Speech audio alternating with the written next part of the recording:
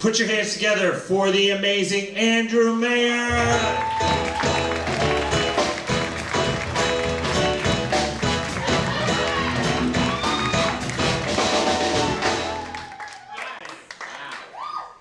Hope nobody's done my bit yet.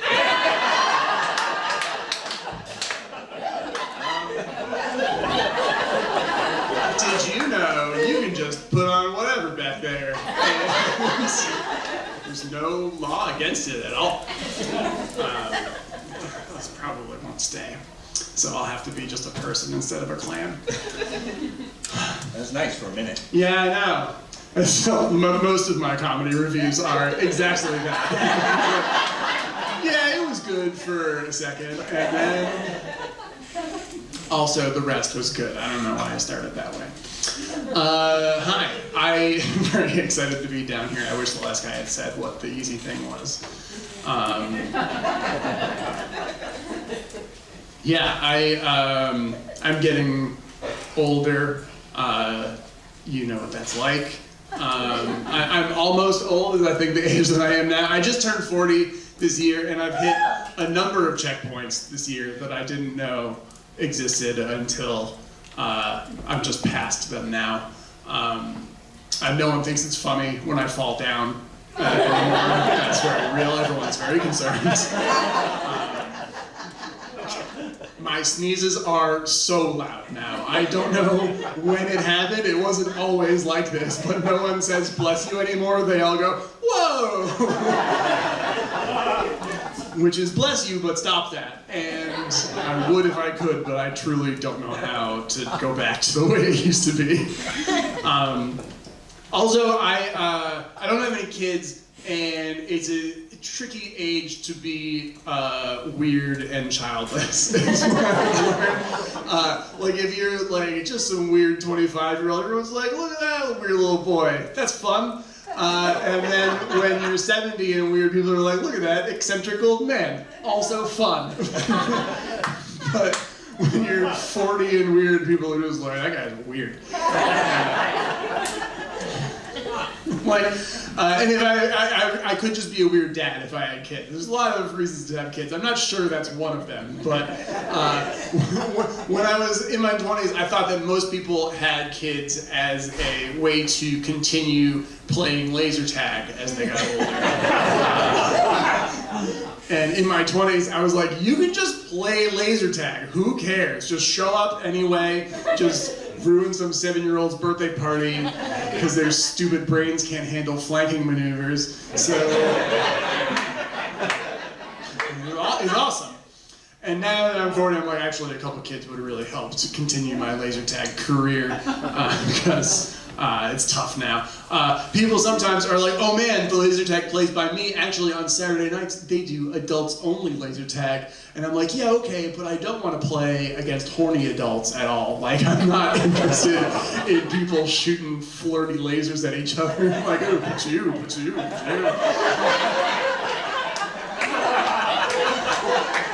I do almost everything I can at this point to avoid horny adults, except, of course, stand-up comedy.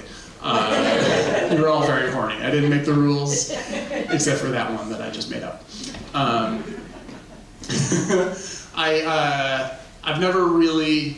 been doing this for a while. I've never really talked about politics on stage. Mostly, politics just make me unhappy and upset to look at, and that's not a fun thing to share. I do have, I think, an epiphany that I've had in the last 10 years or so that I think is worth sharing. Okay, I'll start. I think we should still have elections. I'll start there.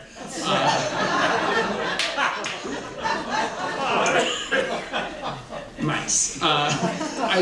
I don't think we should have campaigns anymore. I think campaigns are done. You shouldn't be allowed to do that. Basically, I think that wanting to be president is disqualifying. It's like one of the only things that means that you shouldn't. Like, if you think you should be in charge of everybody, that's the secret phrase, and you're banned. Actually, you can't do it. We should still have an election, but just like everyone votes for who they want to be president on their phone, and then one person the next morning looks at their phone and is like, oh, fuck.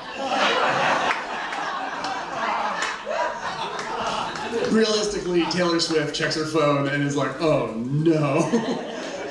But that's the price you pay for being so popular, is you have to do tax policy for a while now.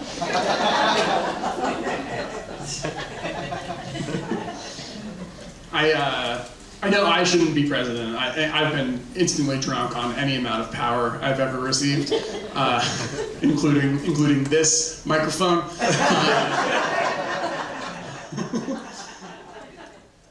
Basically, if I ran for president, my platform would be number one, everyone has to change their last name to Asaurus.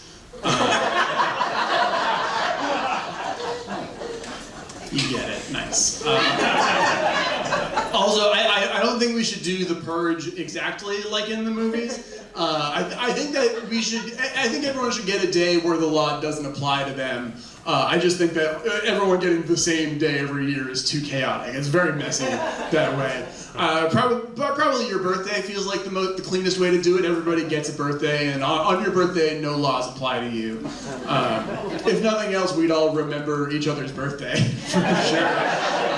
That is a real incentive.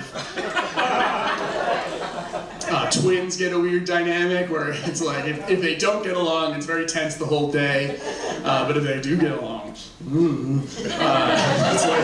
like those two weird dreadlocks guys from that second Matrix movie. That's very specific. That's very specific. You're not required to get that one all the way. All right, I'll tell you a quick story, and then that'll be it. It's basically my first ever exposure to politics. I did Boys State when I was in high school. Does anyone here know what Boys State is? Yeah, okay, nice. If you don't, basically, when I was in high school, they took two boys. You just took them. I was one of the boys.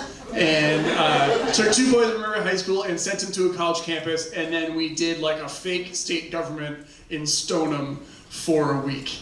As a bunch of 16-year-old boys. And so it was an interesting time overall. We had like our own little city, and then like we had our own little issues, and then like bigger elections over the course of the thing.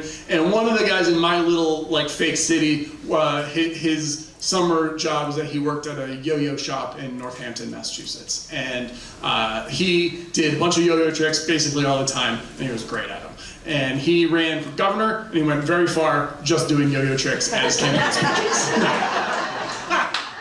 Made it to the very end.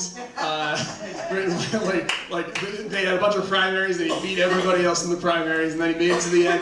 And he went up against a guy who his whole thing coming up through the primaries is that he won every election by eating something gross every time.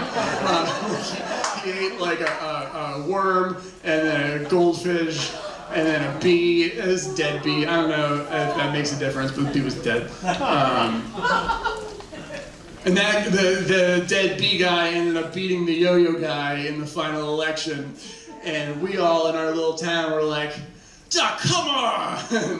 He didn't even talk about anything important. Not like you, the yo-yo guy, who we like.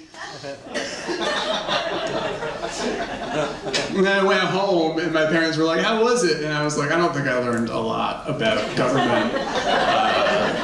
But I did. I learned a whole bunch, it turns out. I learned maybe too idealized a version of what politics can be. The idea of seeing a politician at this point with a skill, any skill at all, feels wild to me. Any skill that isn't just confidence would be super.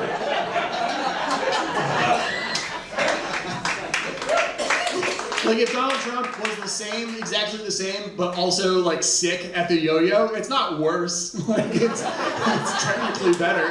I think even if you like him, you can agree that it would be better if he was also good at the yo-yo. All right, that's all for me. I gotta go.